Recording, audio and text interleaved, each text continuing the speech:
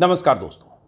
बीते कुछ महीनों के दौरान या बीते कुछ सालों के दौरान कई बार ऐसा हुआ है कि विपक्ष के नेता जिनके पीछे मोदी सरकार की एजेंसियां लगी थी, बीजेपी में शामिल हुए, बीजेपी की वॉशिंग मशीन से धुलकर निकले और कोई चीफ मिनिस्टर बन गया, कोई सांसद बन गया, कोई मंत्री बन गया, कोई विधायक बन गया, कोई बीजेपी का पदाधिकारी बन गया।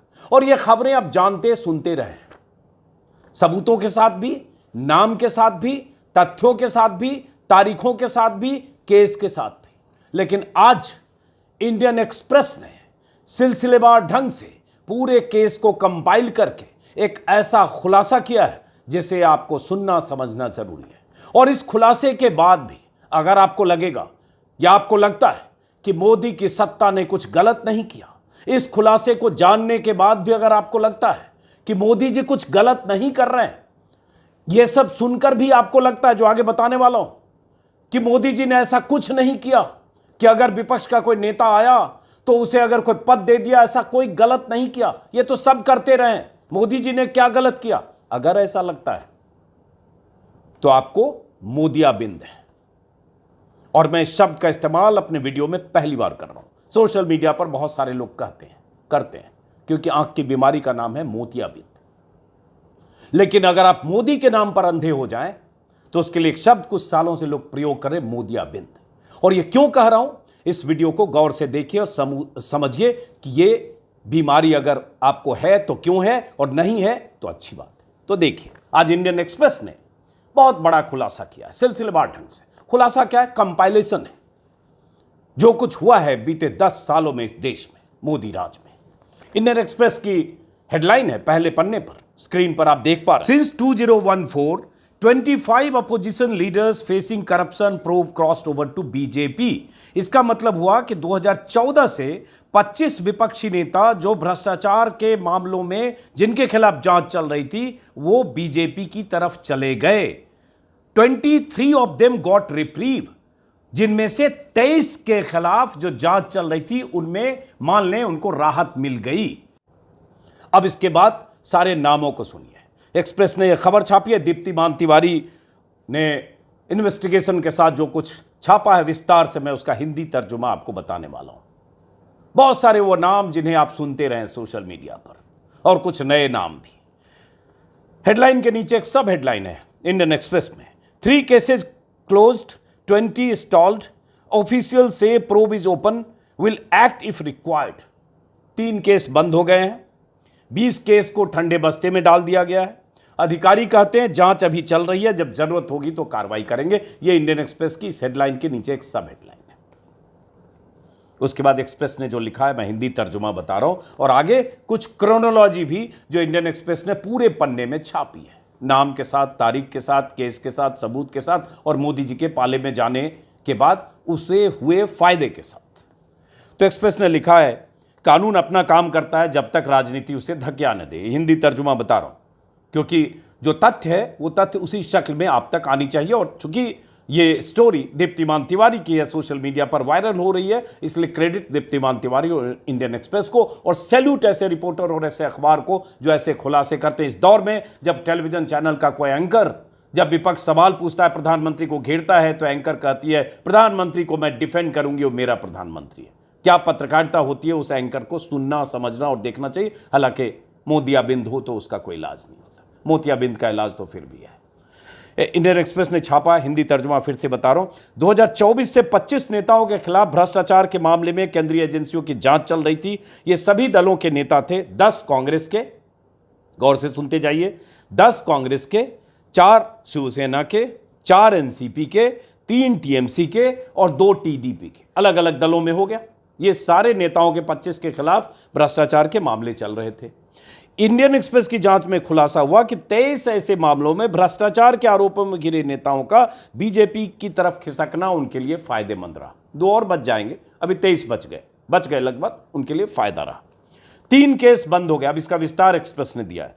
3 केस बंद हो गए, 20 केसेज कोल्ड स्टोरेज में पड़े। पार्टी बदलते ही बीजेपी का दामन थामते ही केंद्रीय एजेंसियों की कार्रवाई बंद हो गई या ठंडी पड़ गई। इस लिस्ट में 6 ऐसे नेता हैं जिन्होंने चुनावी साल में भी कुछ दिनों के भीतर बीजेपी का दामन थामा है, मतलब अभी इस साल जब अभी चुनाव होने हैं। इंडियन एक्सप्रेस ने लिखा, ये स्टोरी पहले भी हमने भी आपको बताई थी, कि एक शार्प कंट्रास्ट दिखाता है कि जब कोई आरोपी विपक्ष में होता है तब एजेंसियां कैसे काम करती है। एक्सप्रेस की रिपोर्ट में खुलासा हुआ था कि 2014 में एनडीए के पावर में आने के बाद जिन प्रमुख नेताओं के खिलाफ ईडी और सीबीआई ने कार्रवाई की, उनमें से 95% माफ करें विपक्ष के थे। विपक्ष इसे बीजेपी की वॉशिंग मशीन कहता है। विपक्ष का नेता अगर दल बदलकर बीजेपी के साथ चला जाता है तो उसके खिलाफ सारी कार्रवाई बंद हो जाती है। यह इंडियन एक्सप्रेस ने छापा है। इंडियन एक्सप्रेस के मुताबिक महाराष्ट्र में ऐसी कार्रवाई सबसे ज्यादा हुई। आगे मैं जो बॉक्स है क्रोनोलॉजी का, नाम का, वो भी बताने वाला हूं, किस किस केस में क्या हुआ, कैसे बीजेपी के पाले में जाने के बाद किन किन नेताओं को कैसे राहत मिल गई या फायदा मिला। महाराष्ट्र में ऐसी कार्रवाई सबसे ज्यादा हुई 2022 और 23 के बीच, खासकर जब सरकार भी बदल दी गई। 2022 में पहले एकनाथ शिंदे ने सेना तोड़ी, जो आपको पता होगा, उद्धव ठाकरे से बगावत किया और कैसे गुजरात होते हुए, सूरत होते हुए गुवाहाटी गए थे और कैसे गुवाहाटी के पास सितारा होटल में सारी तैयारी के साथ सारी डीलिंग हुई थी, आपको पता होगा। सेना तोड़ी, अलग पार्टी बना ली, उद्धव ठाकरे की सरकार को गिराकर बीजेपी के साथ सरकार बना ली। एक साल बाद अजीत पवार भी एनसीपी को तोड़कर अलग हुए और बीजेपी के साथ सरकार में शामिल हो गए, आप सबको पता है। रिकॉर्ड बताते हैं, एक्सप्रेस ने छापा है कि अजीत पवार ग्रुप के 2 लीडर्स, जिनमें खुद अजीत पवार है और दूसरे प्रफुल्ल पटेल है, इनके खिलाफ 2 मुकदमे चल रहे थे, वो बंद कर दिए गए। 25 ऐसे नेताओं की लिस्ट में महाराष्ट्र के भी 12 प्रमुख नेता महाराष्ट्र के शामिल हैं, जिन्होंने बीजेपी का दामन थामा और उन्हें मुकदमों से मुक्ति मिल गई। केंद्रीय एजेंसियों के प्रकोप से बचने वाले महाराष्ट्र के ऐसे नेताओं में 4 एनसीपी के हैं, 4 कांग्रेस के हैं और 4 सेना के, मतलब उद्धव ठाकरे। 12 नेता बीजेपी के पाले में आए, जिनका पीछा ईडी, इनकम टैक्स और सीबीआई मोदी सरकार की एजेंसियां कर रही थी। 4 एनसीपी, 4 कांग्रेस और 4 सेना, उद्धव ठाकरे। ये सब आए, काम बन गया सबका। अजीत पवार के केस में अजीत पवार बहुत इंपॉर्टेंट है, चूंकि अजीत पवार अभी डिप्टी सीएम है महाराष्ट्र की साझा सरकार में, एनडीए की सरकार में। और अजीत पवार के खिलाफ सबसे अधिक प्रचार में भाषण बीजेपी नेताओं ने दिया था, जिनमें बीजेपी के शीर्ष पुरुष, न खाऊंगा न खाने दूंगा के जुमले दागने वाले पुरुष, महापुरुष, महामानव प्रधानमंत्री मोदी, अमित शाह और बीजेपी के नेता लगातार अजीत पवार को टारगेट करते रहे थे। और अजीत पवार जब एनडीए के साथ आए, डिप्टी सीएम बने, उसके 6 दिन पहले भी रैली में प्रधानमंत्री मोदी यही बात कह रहे थे अजीत पवार और सिंचाई घोटाले का जिक्र करते हुए। खैर, अजीत पवार के केस में एक्सप्रेस ने छापा है, गौर से सुनिए। अजीत पवार के केस में ईओडब्ल्यू ने, इकोनॉमिक ऑफेंस विंग ने, अक्टूबर 2020 में क्लोजर रिपोर्ट फाइल की, जब वो महागठबंधन की सरकार में मंत्री थे। जब बीजेपी सत्ता में आई तो केस रीओपन हो गया। फिर जब अजीत पवार ने एनडीए ज्वाइन कर लिया तो इसी साल केस फिर बंद हो गया। अरे तमाशा है, सत्ता में बीजेपी आई, केस रीओपन हुआ। पहले वो महाराष्ट्र विकास आघाड़ी में थे तो केस क्लोजर रिपोर्ट हुआ, वहां भी गड़बड़ी हुई। यहां आए तो फिर बीजेपी ने केस रीओपन करवाया और उसके बाद फिर इसी साल मार्च में फिर केस बंद हो गया, क्योंकि तो बीजेपी के साथ आ गए। अजीत पवार के खिलाफ ईडी का केस चूंकि ईओडब्ल्यू के केस पर आधारित था, इसलिए वो अपने आप खत्म हो गया। तो इस तरह अजीत पवार। इसके अलावा कुछ और केसेज ऐसे हैं जो अभी बंद नहीं हुए हैं, उनमें कोई कार्रवाई नहीं हो रही है। एक्सप्रेस ने जो छापा है कुछ नाम भी, जैसे शुभेंदु अधिकारी, बार बार जिक्र होता है, बंगाल के नेता। ममता बनर्जी को उन्होंने वैसे नंदीग्राम से हराया, चुनाव में, विधानसभा चुनाव में हराया था। जैसे सीबीआई 2019 में बंगाल बीजेपी के नेता शुभेंदु अधिकारी को प्रोसिक्यूट करने के लिए लोकसभा स्पीकर से अनुमति मिलने का इंतजार करी। बहुत दिलचस्प मामला है, क्योंकि तब नारदा स्टिंग में पैसे का लेन देन करते हुए शुभेंदु अधिकारी पकड़े गए थे। इस पर मैंने 3-4 बार वीडियो बनाया है।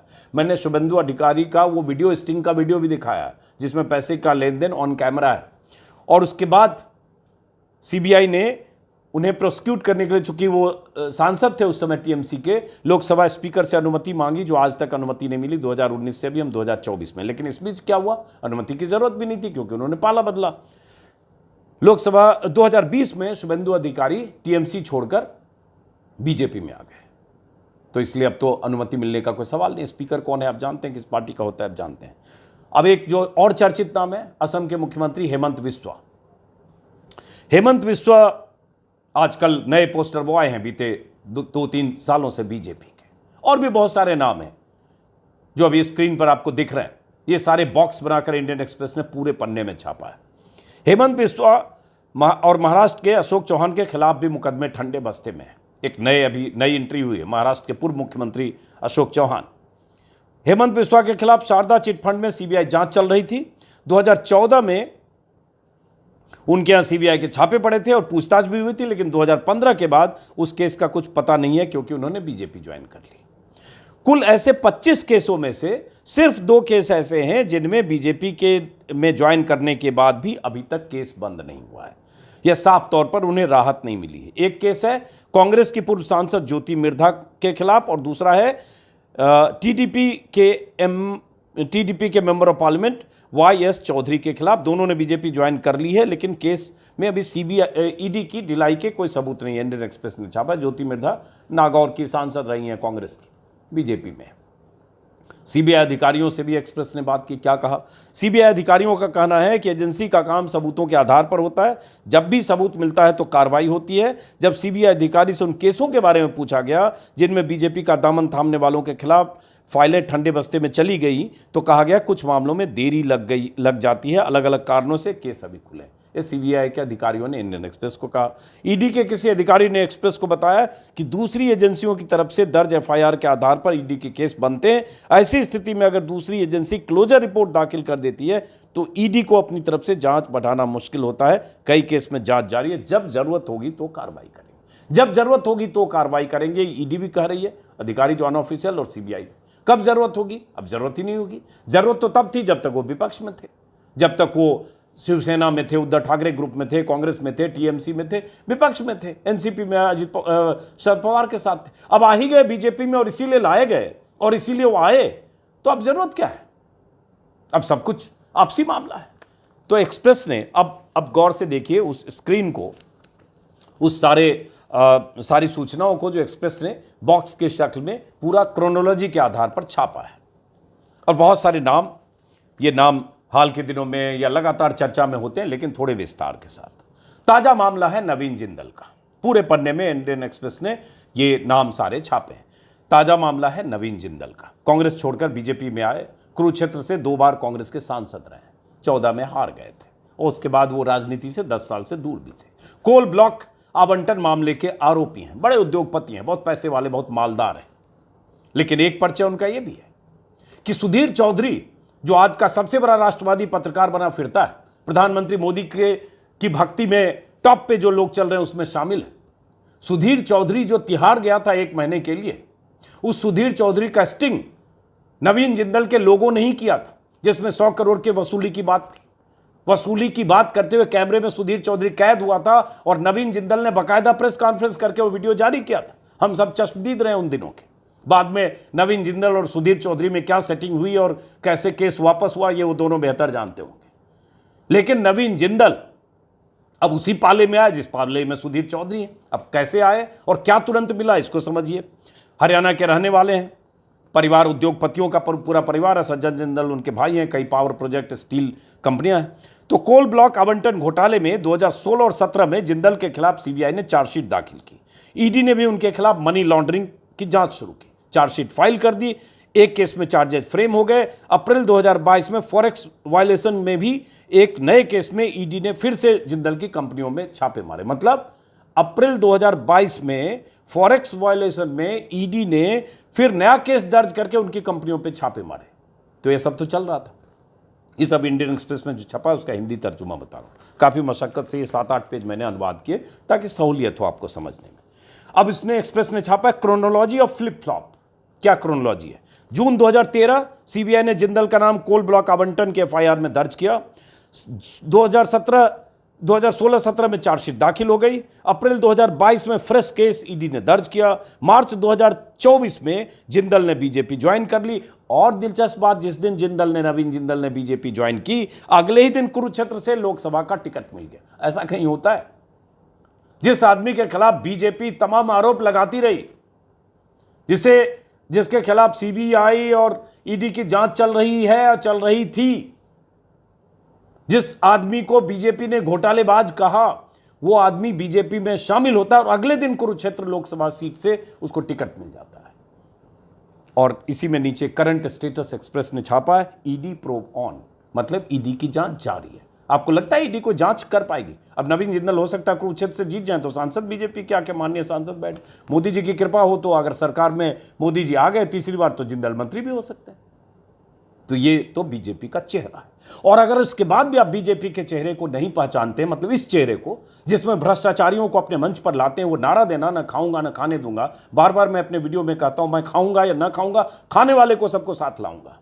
और उसके बाद ये भाषण देना, अभी भी मोदी जी ने मेरठ में भ्रष्टाचारियों के खिलाफ भाषण दिया कि भ्रष्टाचारियों को बख्शा नहीं जाएगा। हर मंच से भ्रष्टाचार की बात करते हैं, भ्रष्टाचार विरोधी ऐसे पुरोधा बनने की कोशिश करते हैं। और 25 लोगों को, ऐसे लोगों को शामिल किया जिसमें भ्रष्टाचार के आरोप थे, जिनके पीछे आपने एजेंसियां लगा दी थी। अब वो आरोप सही थे गलत थे, मोदी जी बेहतर जाने, उनकी एजेंसियां बेहतर जाने, लेकिन अब तो सब मोदी जी के साथ है।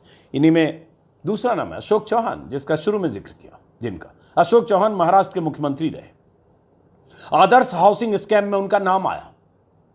उस स्कैम में नाम आया कि आदर्श हाउसिंग जो बनी थी, कोऑपरेटिव सोसाइटी से जो बिल्डिंग बनी थी, उसमें कुछ फ्लैट्स उन्होंने अपने परिचितों को दिए और कुछ या रिश्तेदारों को दिए, और कुछ उसका नक्शे में भी वायलेशन हुआ।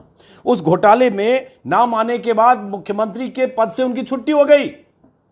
कांग्रेस के नेता हैं और रहे, लेकिन बीजेपी में आए और उसके बाद उन्हें राज्यसभा का टिकट मिल गया। आते ही जैसे बीजेपी के लोग मोदी जी और अमित शाह इंतजार कर रहे थे कि चौहान जी इधर आइए और राज्यसभा का टिकट पाइए महाराष्ट्र से। तो अशोक चौहान के बारे में, from housing scam to home in BJP, housing scam से बीजेपी में घर मिला। उसमें उनके खिलाफ मनी लॉन्ड्रिंग का भी मामला है। ईडी और सीबीआई ने जांच करके उन्हें दोषी पाया है।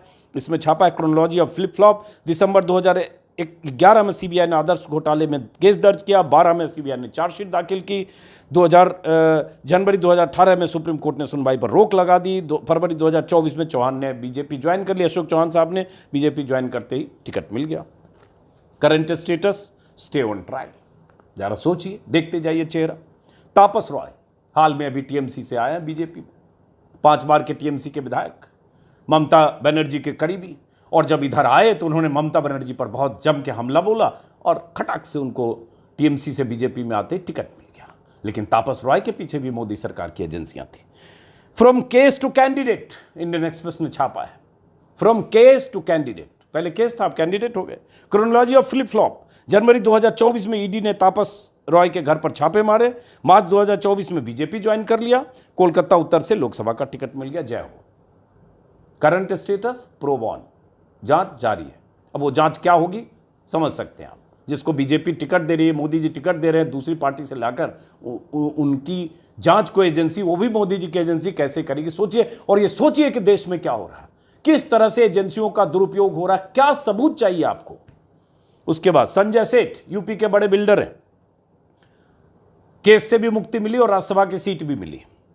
पहले सपा में थे, अखिलेश के बेहद करीबी माने जाते थे, अखिलेश यादव के। 2019 में बीजेपी के साथ चले गए। केस क्या है उनके खिलाफ? 2015 में संजय सेठ के कंस्ट्रक्शन के धंधे से जुड़े शालीमार ग्रुप के दफ्तरों पर आईटी के छापे पड़े। यूपी के गवर्नर ने सेठ को सपा की तरफ से एमएलसी बनाने पर ऐतराज किया। 2016 में अखिलेश यादव ने संजय सेठ को राज्यसभा भेज दिया। संजय सेठ अखिलेश यादव परिवार के इतने करीबी थे कि कहा जाता है 2019 में सपा बसपा का गठबंधन कराने में भी उनकी भूमिका थी, लेकिन 2019 में ही उन्होंने बीजेपी का दामन थामा, अखिलेश यादव को छोड़ा। अब क्रोनोलॉजी ऑफ फ्लिप फ्लॉप देखिए। जून 2018 में सेठ की कंपनी पर आईटी रेड हुई। अगस्त 2019 में बीजेपी ज्वाइन कर लिया। फरवरी 2024 में बीजेपी ने सेठ को राज्यसभा उम्मीदवार बना दिया। Current status, probe on but no action. जांच जारी है, कार्रवाई नहीं होगी। क्या लगता है आपको? बहरहाल, गीता कोड़ा, झारखंड के पूर्व मुख्यमंत्री मधु कोड़ा की पत्नी। मधु कोड़ा पर भ्रष्टाचार के तमाम आरोप हैं। कई तरह की जांच चल रही है, मनी लॉन्ड्रिंग से लेकर हर तरह की जांच। कोल ब्लॉक केस में सीबीआई ने उनके खिलाफ चार्जशीट दाखिल की है। मधु कोड़ा भी अभी बीजेपी के पाले में आ गई हैं। बहुत सारे ऐसे नाम हैं मेरे पास इस लिस्ट में, कुछ नाम और बता देता हूं। छगन भुजबल पहले एनसीपी में थे, बीजेपी में आए, एनडीए के साथ हो गए। बीजेपी एनडीए के गठबंधन के साथ हो गए, अजीत पवार के ग्रुप में आए, शरद पवार के साथ थे। मार्च 2016 में ईडी ने भ्रष्टाचार के मामले में छगन भुजबल को गिरफ्तार किया। अप्रैल 2016 में ईडी ने चार्जशीट दाखिल की। कैसे कैसे लोग आए हैं और कैसे कैसे लोगों को लाया गया। सारे जगह से भ्रष्टाचार के आरोप जितने थे, जिन पर थे, सबको छांटकर अपनी तरफ लाया गया। मई 2018 में 2 साल जेल में रहने के बाद उन्हें बेल मिली। जुलाई 2023 में अजीत पवार गुट के साथ एनडीए का हिस्सा बन गए। नवंबर 2023 में स्पेशल कोर्ट ने कहा केस घोंघे की रफ्तार से चल रहा है।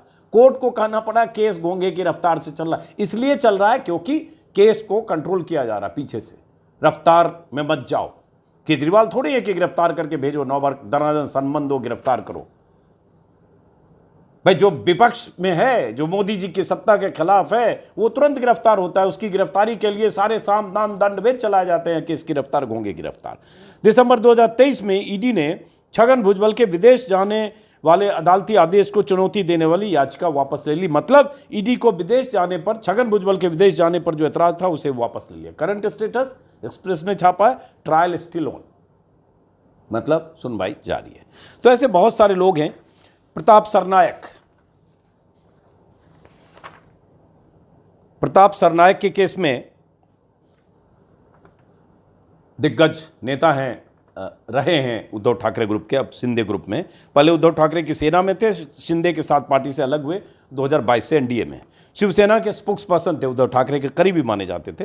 प्रताप सरनायक के खिलाफ ईडी की जांच चल रही थी। उनकी कंपनियों में कई तरह की आर्थिक गड़बड़ियों के खिलाफ जांच और छापे चल रहे थे। जून 2021 में सरनायक ने उद्धव ठाकरे को चिट्ठी भी लिखी थी कि उन्हें बहुत परेशान किया जा रहा है, बीजेपी से पैचअप कर लेना चाहिए। इस पर भी मैंने बहुत पहले वीडियो बनाया था, जब शिंदे गुट ने बगावत की थी और सरकार उद्धव ठाकरे की गिरी थी और गिराई गई थी, और मोदी की शरण में चले जाना चाहिए, ऐसी बाकायदा उन्होंने उद्धव ठाकरे को चिट्ठी लिखी। मतलब वो पहले से तैयारी कर रहे थे किसी ढंग से मोदी की छाया में जाइए, ताकि ईडी और जो सेंट्रल एजेंसियां जो परेशान कर रही है, छापे मार रही है, गिरफ्तारी कर सकती है, उनसे बचा जाए। जून 2022 में प्रताप सरनायक एकनाथ शिंदे के बगावती दस्ते में शामिल हो गए। Chronology of flip flop. November 2020 Mumbai की यूओडब्ल्यू की एफआईआर के आधार पर ईडी ने प्रताप सरनायक के ठिकानों और परिसरों पर छापे मारे। गौर से सुनिए क्रोनोलॉजी। क्रोनोलॉजी शब्द कहां से आया आपको पता है? मतलब शब्द तो है ही अंग्रेजी का, लेकिन उसका जिक्र अमित शाह ने किया था, क्रोनोलॉजी। तो क्रोनोलॉजी समझिए। जनवरी 2021 में ईडी ने क्लोजर रिपोर्ट दाखिल की। जून 2022 में सरनायक ने शिंदे के साथ एनडीए ज्वाइन कर लिया। सितंबर 2022 में कोर्ट ने क्लोजर रिपोर्ट एक्सेप्ट कर लिया। ताजा स्थिति है कि कोई कार्रवाई अब नहीं हो रही है। तो ये सब नाम के अलावा नाम क्या है? हेमंत बिस्वा, जिनका बहुत जिक्र होता है, शुरू में भी मैंने बताया था इंट्रो में, लेकिन फिर से हेमंत बिस्वा, उनके खिलाफ केस ओपन है। तो क्या एक्सप्रेस ने लिखा, case open but in cold storage. Case खुला है लेकिन कोल्ड स्टोरेज में, ठंडे बस्ते में। हिमंता ने 2015 में कांग्रेस छोड़कर बीजेपी ज्वाइन की। केस क्या था? सीबीआई और ईडी शारदा चिटफंड के आरोपी सुदीप्त सेन के साथ लेन देन के आरोप में हेमंत के खिलाफ जांच कर रही थी। 2014-15 में जांच चल रही थी। 2014 में सीबीआई ने हेमंता के घर और दफ्तर पर छापे मारे और लंबी पूछताछ की। उनका नाम गोवा के एक वाटर प्रोजेक्ट में घुसखोरी के केस में आया, लेकिन आगे कुछ नहीं हुआ। Chronology of flip flop. अगस्त 2014 में सीबीआई ने छापा मारा।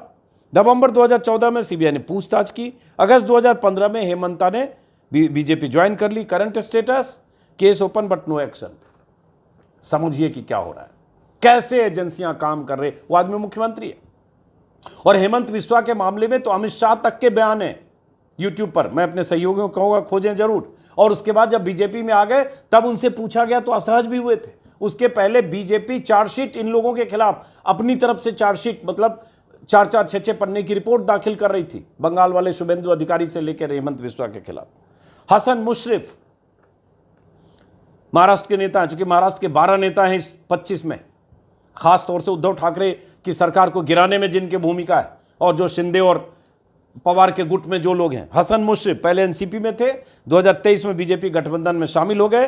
कोल्हापुर के एक शुगर मिल में घपले घोटाले को लेकर मनी लॉन्ड्रिंग में ईडी की जांच चल रही थी। ईडी का आरोप था 40,000 किसानों के साथ मिलकर धोखा किया गया। उनके पैसे लेकर उन्हें शेयर सर्टिफिकेट नहीं दिए गए। आरोप लगे कि जो पैसे जमा किए गए वो हसन मुशर्रफ और उनके परिवारों की शेल कंपनियों के जरिए उन तक पहुंच गए। गंभीर मामला है, जांच भी होनी चाहिए।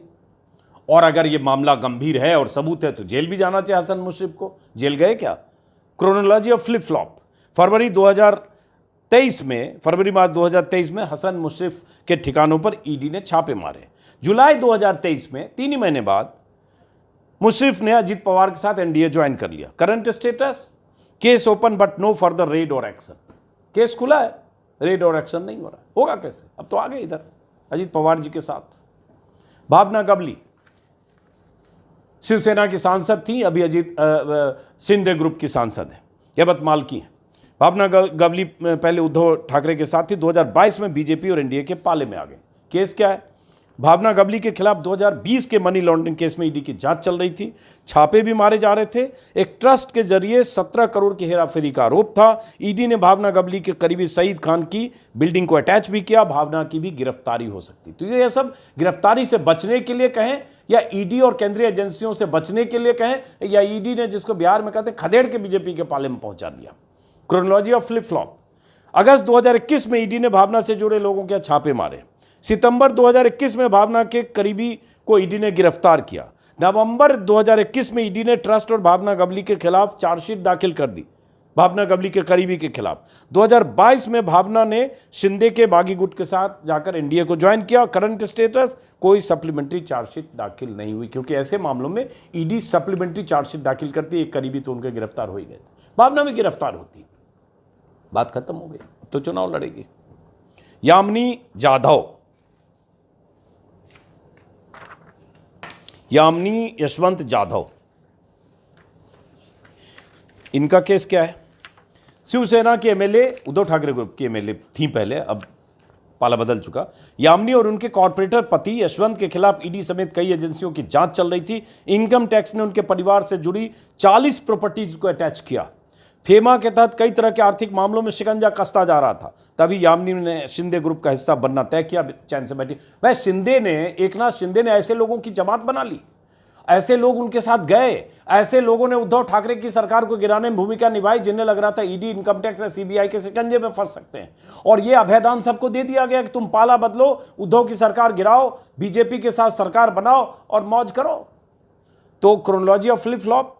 फरवरी 2022 में यामिनी और उसके पति के परिसरों पर आईटी के छापे पड़े। एकदम डेट और महीना और तारीख देखिए। मई 2022 में ईडी ने केस दर्ज करके यामिनी के पति को सम्मन किया। जून 2022 में यामिनी ने एनडीए ज्वाइन कर लिया, ठीक एक महीने बाद, वरना हो सकता है क्या पता गिरफ्तारी होती, आंचा यामिनी तक भी पहुंचती। Current status, no progress in case. तो ऐसे बहुत सारे नाम इंडियन एक्सप्रेस ने आज छापे हैं, और उन नामों से आपको पता चलेगा कि किस तरह से बीजेपी ने मतलब मोदी की सत्ता ने कैसे कैसे ईडी और केंद्रीय एजेंसियों का इस्तेमाल किया है। बहुत सारे नाम हैं उसमें। कृपा शंकर सिंह हैं जो महाराष्ट्र में थे, कांग्रेस लीडर। रविंद्र सिंह हैं, कोई पंजाब के, पार्टी उन्होंने बदली। सोवन चटर्जी हैं, बंगाल के, टीएमसी से बीजेपी में ज्वाइन किया। उनके पीछे भी सीबीआई ने एफआईआर दर्ज की थी नारदा स्टिंग केस में, वो भी बच गए, अब बच ही गए। ऐसे बहुत सारे नाम। दिगंबर कामत हैं जो कांग्रेस से, उन्होंने बीजेपी का दामन थामा। ईडी उनके खिलाफ भी जांच कर रही थी और उनके खिलाफ उनकी प्रॉपर्टी अटैच हो रही थी और कई केस थे, चार्जेज तक फ्रेम हो गए थे। लेकिन उसके बाद अब ट्रायल चल रहा है कामत साहब का, अब शायद कुछ ना बिगड़े। तो इससे समझिए, इतना कहने के बाद, इतना देखने के बाद, इतना सुनने के बाद, जब हम लोगों को बताते हैं और इंडियन एक्सप्रेस जैसे लोग ये खबर छापते हैं, पवार, पटेल, अधिकारी से लेकर शर्मा तक, कैसे सब लोग के केसेस बंद हो गए और बाकियों के केसेस जो कुछ हैं एक दो उनके ठंडे बस्ते में चले गए, तो लगता नहीं है कि कुछ गड़बड़ी है। जब ऐसी खबरें बार बार सबूत के साथ आती है तो लगता नहीं है कि केंद्र सरकार की एजेंसियां कैसे इस्तेमाल कर रही है। और भ्रष्टाचार की बातें करने वाले लोग, भ्रष्टाचार विरोधी नारे देने वाले लोग या उनकी पार्टी के लोग मतलब महान प्रधानमंत्री मोदी जी और उनकी सत्ता से जुड़े लोग जो कहते हैं और जो करते हैं, उसमें कितना फर्क है, कुछ समझ में आता है? तो समझने की जरूरत है। दिमाग खोलिए, सोचिए और समझिए कि भ्रष्टाचार खत्म करने के नाम पर क्या हो रहा है इस देश में, कैसे टारगेट किसको किया जा रहा है, तब तक जब तक वो अपने पाले में ना आ जाए। ये सोचने और समझने की जरूरत है। भ्रष्टाचार के खिलाफ नारे बुलंद करना, जुमले देना, भाषणों में बड़ी बड़ी बातें करके तालियां बजवाना, तालियां बटोरना, और इस तरह से जिनके खिलाफ भ्रष्टाचार के आरोप, जिनके पीछे केंद्रीय एजेंसियां पड़ी, उन्हें अपने पाले में समेट लेना, ये क्या कहता है? ये किस किस्म का भ्रष्टाचार है या किस किस्म की लड़ाई है भ्रष्टाचार के खिलाफ? सोचिए, समझिए और दिमाग का इस्तेमाल कीजिए। फिलहाल इस वीडियो को यहीं खत्म करते हैं, फिर मुलाकात होगी। नमस्कार।